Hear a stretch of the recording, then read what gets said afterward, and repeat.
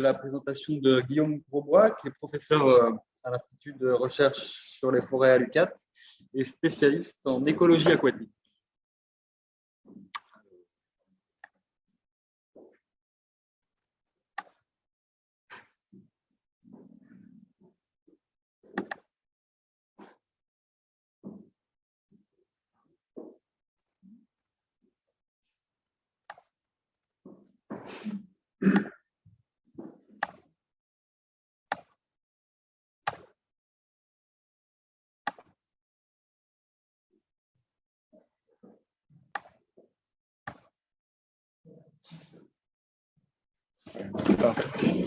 On va commencer pour vous dire merci beaucoup d'être resté jusqu'à la fin. Je sais que tout le monde a très faim, on commence à sentir les odeurs en plus. Donc, vous êtes pognés avec moi pour la dernière présentation, mais je vous promets d'être le plus rapide possible pour qu'on aille tout donc, oui, Guillaume Grosbois, je suis nouveau professeur à l'Institut de recherche sur les forêts, spécialisé en écologie aquatique, et je m'intéresse particulièrement à la question générale de comment est-ce que la forêt influence les lacs du biome boréal. Donc, pourquoi est-ce qu'on s'intéresse aux lacs dans la forêt boréale? Mais je sais qu'il y a des limnologues dans la salle, donc j'ai pas besoin d'argumenter très fort cette fois-ci.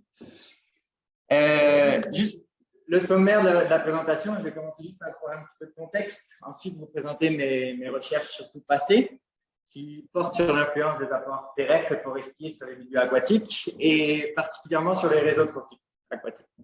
Et ensuite, les projets qui sont en cours ou qui commencent avec beaucoup de mots-clés comme l'impact des coupes, la biodiversité des esquerres, les cyanobactéries, les espèces exotiques envahissantes, la restauration des milieux aquatiques.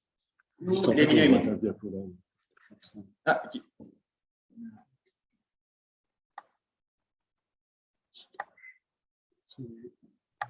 Guillaume, reste proche de l'ordinateur également. Il faut que tu restes proche de l'ordinateur, s'il te plaît. Merci beaucoup. C'est bon? Ok, désolé. Est-ce que ça va, là? Ah là, c'est génial. Merci beaucoup. Super, c'est comme ça. Donc, juste introduction, un petit peu de contexte. La forêt boréale, c'est beaucoup de milieux aquatiques. 20% de la surface est constituée d'eau douce et la moitié de lacs. Donc, il ne faut pas oublier que les lacs aussi participent au fonctionnement de la forêt boréale. Puis il y a beaucoup d'espèces qui dépendent en fait de ressources qui sont aquatiques, et notamment des espèces emblématiques de la forêt boréale, comme le castor, l'orignal ou la loutre, qui ont vraiment besoin des milieux aquatiques pour pouvoir vivre. Donc, les milieux aquatiques font partie de l'identité de la forêt boréale aussi. Et ici, en Abitibi, la forêt boréale, il y a surtout deux ressources qui sont exploitées, les minerais avec les mines, puis le bois dans la forêt. Et il y a aussi la ressource en eau avec les pêcheries, l'eau potable, qui est classée dans les meilleures au monde ici dans la région. Et puis tout ce qui est villégiature, kayak, tout ça, qui est donc une ressource importante. Dans la région, il y a principalement deux des activités qui ont un impact sur la troisième. Donc, c'est une problématique qu'on a ici en Abitibi. Et ça, c'est parce que les milieux aquatiques collectent tout ce qui se passe dans les bassins versants. Donc, une perturbation ou n'importe quoi qui se passe dans la forêt, on va le retrouver dans les lacs. Et ça fait en sorte qu'ils ont un rôle de ce qu'on appelle sentinelle. C'est-à-dire que s'il y a une perturbation qui existe dans le biome boréal, les lacs et les milieux aquatiques vont être les premiers à réagir. Et donc, ils vont nous informer sur ce qui peut se passer après dans les restes des composants du biome. Ils ont aussi un rôle d'intégrateur. Donc là, on a eu une présentation hier sur la paléo, limnologie, écologie, où en fait les lacs dans les sédiments enregistrent tout ce qui s'est passé dans le bassin versant sur plusieurs millénaires. Moi, je me situe plus sur le côté sentinelle, sur l'écologie actuelle, l'écologie fonctionnelle actuelle des lacs. Et on peut vraiment voir, juste en regardant le biome, qu'il peut y avoir beaucoup d'interactions entre les milieux forestiers et aquatiques. Il y a beaucoup de zones de contact et il y a beaucoup d'endroits où il y a des transferts d'énergie ou de flux qui peuvent se faire. Et les interactions, en tout cas l'influence de la forêt sur les lacs, elle peut très bien se voir juste avec la couleur de l'eau. Ça, c'est notre stagiaire de cet été qui a fait un projet pas du tout sur la couleur de l'eau, mais il était vraiment fier de voir son gradient. Il nous l'a exposé comme ça. Et c'est vrai que juste ici, on a un gradient d'influence des apports forestiers sur les milieux aquatiques qui est très important. On peut en avoir qui sont proches de 0 jusqu'à extrêmement influencés, avec un gros bassin versant. Et cette couleur de l'eau est en train d'augmenter avec le temps. Ça a été démontré en Scandinavie, puis ici en Amérique du Nord, où les eaux des lacs boréaux deviennent de plus en plus brunes, ce qu'on appelle le brunissement des eaux ou le browning. Et donc, ce brunissement des eaux aura un impact sur les milieux aquatiques, et notamment sur les réseaux trophiques, mais qu'on connaît encore très mal, surtout sur la santé des réseaux trophiques. Les interactions qu'il y a entre les organismes, la croissance, la reproduction, la qualité nutritionnelle, c'est des questions qui sont encore très, très mal connues. Donc, c'est là où mes recherches, en fait, viennent jouer un jeu, surtout sur l'influence des apports terrestres et dans les réseaux trophiques. Et quand j'ai commencé à m'intéresser à cette question, j'avais une hypothèse de base qui était sur la variabilité saisonnière et de me dire que lorsque l'hiver arrive, comme aujourd'hui, et que la glace se forme, quand il y a une couche de neige qui s'accumule sur la glace, ça bloque la lumière qui rentre dans les lacs, ce qui fait que toute la production primaire, les algues, en général, meurent, et ce qui fait qu'il y a beaucoup moins de ressources pour les organismes aquatiques qui sont sous la glace, qui pourtant restent actifs. Donc, j'avais l'hypothèse que peut-être la matière organique terrestre était la ressource alternative en hiver pour que les organismes puissent continuer à survivre jusqu'à la fin de l'hiver. Donc, tout ça parce que quand j'ai commencé à échantillonner sous la glace, j'ai vu que les organismes étaient encore très actifs. En limnologie, on imagine que quand l'hiver arrive, tout le monde rentre en dormance, puis ça repart au printemps, mais c'est pas exactement comme ça. Ici, ce sont des copépodes, ça fait partie du zooplancton. Et c'est un échantillon qui vraiment vient de juste sous la glace, direct sous le microscope. Ils sont complètement actifs, ils ne sont pas en dormance. Chose qu'on a publiée. Donc, la première chose à voir, c'était de voir est-ce que les organismes qui sont sous la glace ont besoin de nourriture ou est-ce qu'ils peuvent survivre comme ça juste avec ce qu'ils accumulent pendant l'été. On a fait une expérience de torture de copépodes où on en a mis certains avec de l'eau de lac tout l'hiver. En fait, en laboratoire, on les a pris juste avant l'hiver et on les a nourris avec de l'eau de lac. Et d'autres avec de l'eau filtrée. Donc, juste le même environnement, mais sans ressources. Puis ce qu'on a vu, c'est qu'à partir de 66 jours, c'est vraiment précis, la majorité de nos réplicats, ils sont tous morts. Donc, déjà, on peut voir que oui, ils ont besoin de se nourrir quand ils sont sous la glace, ils ont besoin d'une ressource. Et donc, on a été voir après directement sur le terrain, à échantillonner durant toute l'année, donc de mai à mai, avec beaucoup de logistique complètement différente pour échantillonner le lac. Et on essayait de voir en fait quelle était l'efficacité de transfert de la matière organique qui vient de la forêt versus ce qui vient de la production primaire des algues. Et pourquoi on s'intéresse au zooplancton? Parce qu'il est situé à une zone clé des réseaux trophiques. Il intègre vraiment tout ce qu'il y a en dessous, dans les niveaux trophiques plus bas, algal et forestier par la boucle microbienne, et il rend disponible ça au niveau trophique supérieur, donc aux poissons notamment. Et ce qu'on a vu, c'est que, contrairement à l'hypothèse de base, en été, déjà, il y avait plus de transfert de matière organique forestière qu'aquatique. Donc ça a été la première surprise. Puis l'hiver, sous la glace, on s'est rendu compte que la matière organique terrestre n'était pas transférée du tout dans la biomasse aquatique, mais plutôt le peu d'algues qu'il y avait était vraiment utilisé en fait directement par les organismes. Donc, ça, c'est le résultat de beaucoup de calculs. Il a fallu faire des isotopes, des calculs de production, de ça, mais c'est le résultat final. On était assez content d'obtenir ça.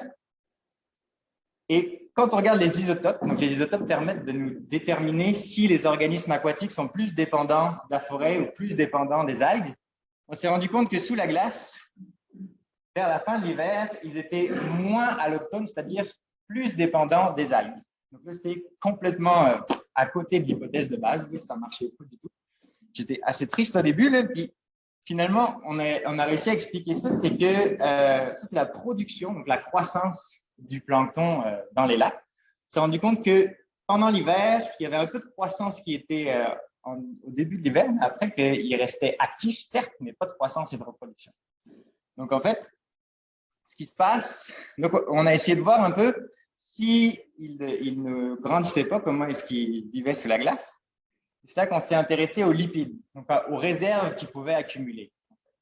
Et ça, ce sont les lipides qu'on trouve dans l'environnement. Donc, en vert, ce sont les lipides algaux.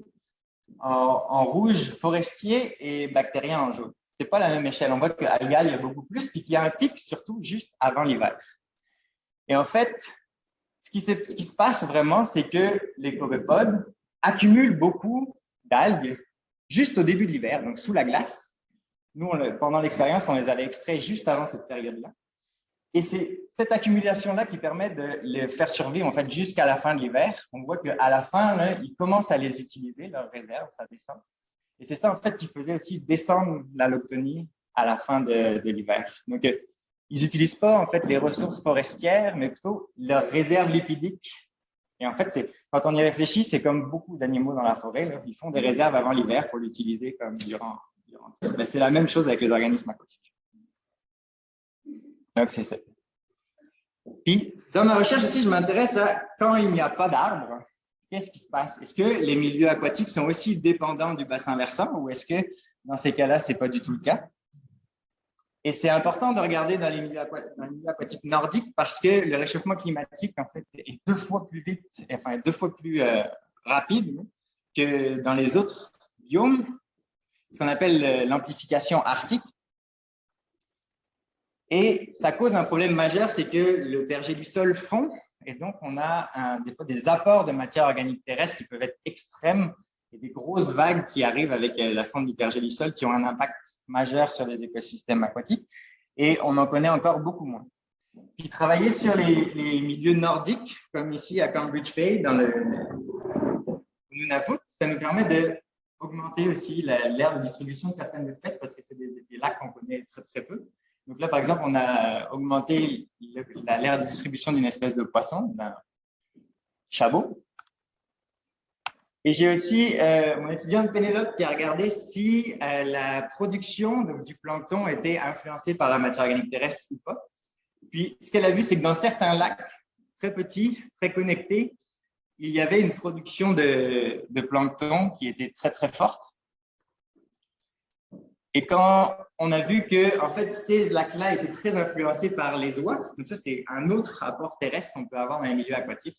Et c'est vraiment énorme. Là, on peut pas s'asseoir comme s'asseoir dans des crottes d'oies. Il y en a vraiment partout autour de ces lacs-là.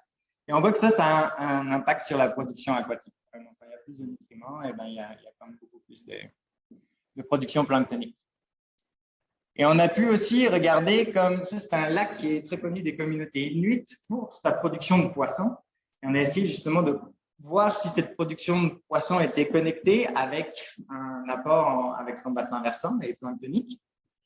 Et donc, on a décrit la chaîne trophique. Déjà, on a vu qu'elle était séparée entre pélagique et littoral et que les 2 communautés de poissons, en fait, étaient dépendantes de ces 2 chaînes trophiques-là différentes.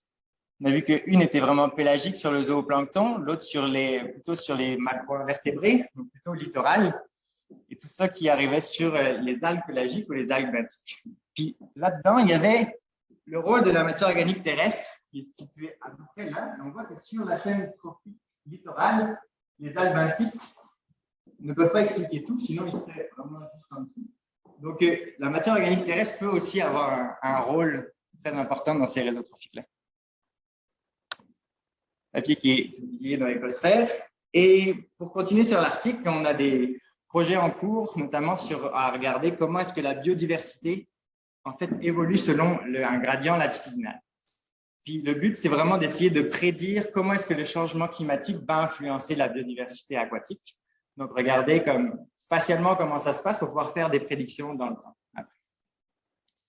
Et un des projets que j'ai en collaboration avec notamment le professeur Annie Desrochers ici, qui est la Suède et la Norvège, c'est de regarder en fait la qualité nutritionnelle de la végétation autour des milieux aquatiques pour savoir si cette qualité nutritionnelle-là change en fonction de la latitude. Donc, si on a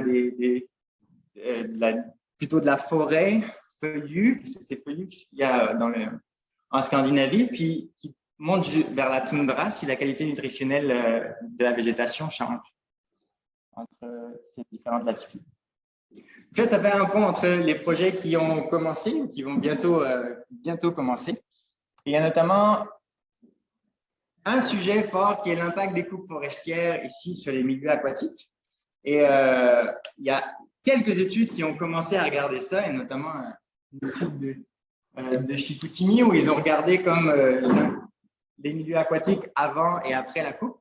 Et ils ont vu que la quantité de carbone déjà augmentait juste l'année après la coupe. Donc, on avait une grosse augmentation de carbone, comme sur la ligne en pointillé là, et qui apparemment se résolvait comme l'année d'après, mais on n'a pas trop d'idées sur ce que ça va avoir comme impact sur les chaînes trophiques. Donc, c'est là qu'arrive Engi, un nouveau étudiant au doctorat qui est arrivé il y a 4 mois, qui a déjà fait ses 2 sessions de terrain pour échantillonner plusieurs lacs, et notamment de voir comment est-ce que les coupes forestières vont influencer les chaînes trophiques. Puis, on essaye de voir ça selon plusieurs axes. Le premier, c'est vraiment comment est-ce que la matière organique se comporte dans un lac. Donc, une fois qu'elle arrive dans le lac, après la coupe forestière, c'est l'hypothèse, combien de cette matière organique-là va sédimenter? Donc là, on a installé des trappes à sédiments pour voir un petit peu la quantité de sédiments qui va sédimenter dans ces lacs-là. On va regarder les gaz à effet de serre, la concentration, pour voir s'il y a une partie qui est comme évaporée dans l'atmosphère. Et ensuite, dans les chaînes trophiques, quelle est la partie de cette matière organique-là qui est utilisée par les chaînes trophiques? C'est vraiment ces 3 aspects-là qui sont regardés. Donc, on espère avoir de beaux résultats l'année prochaine. Et notamment, on regarde ça sur des lacs qui sont sur l'argile, donc qui sont situés sur les points les plus bas du bassin versant en général, et sur les lacs qui sont sur esquerre, qui eux sont très peu influencés par la matière organique terrestre, qui sont plus en hauteur, et majoritairement influencés par les précipitations et l'eau souterraine. Donc, on devrait avoir 2 fonctionnements qui sont complètement différents par rapport à ça. Et c'est aussi un étudiant à la maîtrise qui vient de commencer, Akib, dont Miguel a déjà parlé, qui va regarder vraiment comment est-ce que cet apport de matière organique entre les esquerres et les lacs sur esquerre et les lacs sur argile influence la biodiversité. La biodiversité des macro-invertébrés et comment ça se répercute sur les poissons et les oiseaux. Aussi, Anouk Paradis qui fait un projet sur la vulnérabilité des milieux humides et la vulnérabilité par rapport aux perturbations anthropiques. Donc, comment est-ce qu'ils sont distribués ici en Abitibi-Témiscamingue et par rapport aux perturbations anthropiques, quels sont les milieux humides les plus vulnérables. Un projet qui va commencer bientôt, c'est sur le cladocère épineux, qui est une espèce aquatique envahissante qui, lorsqu'elle arrive dans un milieu, a beaucoup d'impact sur toute la chaîne trophique et notamment elle a colonisé tous les grands lacs dans les années 80, elle a changé la composition en espèces de plancton et de poissons et elle est arrivée ici en Abitibi en 2018. Elle est présente dans un lac pour le moment, mais le ministère et les pêcheries ont très peur de ça parce que c'est quelque chose qui est dispersé par les bateaux, par les pêcheries et donc on s'attend dans peu de temps à ce qu'il y ait beaucoup de lacs qui soient contaminés. Donc, une fois qu'il arrive dans un lac, on a vraiment des changements drastiques. Ça, c'est la croissance du poisson. Vous voyez, entre un contrôle et un lac qui a été contaminé par le cladocère. On voit qu'on a des poissons qui sont beaucoup plus petits. Donc, ça, pour des pourvoiries, c'est vraiment le drame parce que personne ne veut aller pêcher de petits poissons. Donc, c'est une problématique importante aussi sur la communauté, la richesse des communautés planctoniques. On voit que quand il arrive dans un milieu, on a vraiment la richesse qui tombe directement. Donc là, on va faire une étude bientôt, l'année prochaine, et on est à la recherche d'un étudiant au doctorat. Si jamais vous avez des contacts, il y a quelqu'un qui vient de finir sa maîtrise, on prend les candidatures. Et donc, le lac Témiscamingue est le seul lac qui a été contaminé jusqu'à maintenant, qui est quand même un des plus gros lacs de la région. Et on va essayer de voir aussi, avec un étudiant à la maîtrise, la phénologie un petit peu, donc voir un petit peu la temporalité du cladocère pour savoir quand est-ce que c'est le moment le plus dangereux où la dispersion en fait peut arriver. Il y a une étudiante à la maîtrise qui a commencé cette année aussi sur la dynamique des cyanobactéries dans 2 lacs de la région et notamment parce qu'il y a des riverains qui ont été très affectés car il y a 2 ans en fait ils ont vu des blooms de cyanobactéries sous la glace qui normalement arrive jamais parce que c'est l'été normalement que ça arrive quand les températures sont chaudes. Mais là, on a une cyanobactérie très particulière qui forme comme des amas qui ressemblent à de la chair humaine. C'est vraiment très bizarre et qui se forment sous la glace.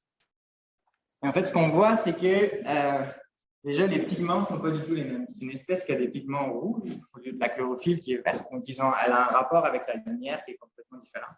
Donc, ce qui peut expliquer un petit peu qu'elle peut croître sous la glace. Donc, ça, c'est en cours. C'est une étude qui va durer toute l'année. On va échantillonner une fois par mois durant 1 an. Et en plus, ça fait partie d'une collaboration internationale parce que ce qu'on fait sur ces lacs-là va aussi être fait dans un lac en France, au Luxembourg et en Suisse pour tester notamment des nouvelles méthodes de détection des cyanobactéries sur l'activité. Donc, en fait, on regarde ça avec l'ARN et sur l'activité des cellules, ce qui nous permet de détecter le bloom plusieurs semaines avant que les cellules vraiment se mutent. Donc, hâte de voir aussi les résultats. Puis, un dernier projet sur le retrait des sédiments du lac Kosciuszko, qui est un lac urbain à Rouyn-Noranda qui est affecté par la fonderie et qui est très perturbé. Donc, il va y avoir des méthodes de restauration qui vont être testées. On va regarder un petit peu quels sont les impacts que ça aura sur la chaîne trophique notamment. Et ça, c'est pareil, on recherche un étudiant en doctorat, donc n'hésitez pas à envoyer une candidature. Et voilà, c'est à peu près le tour d'un petit peu des questions.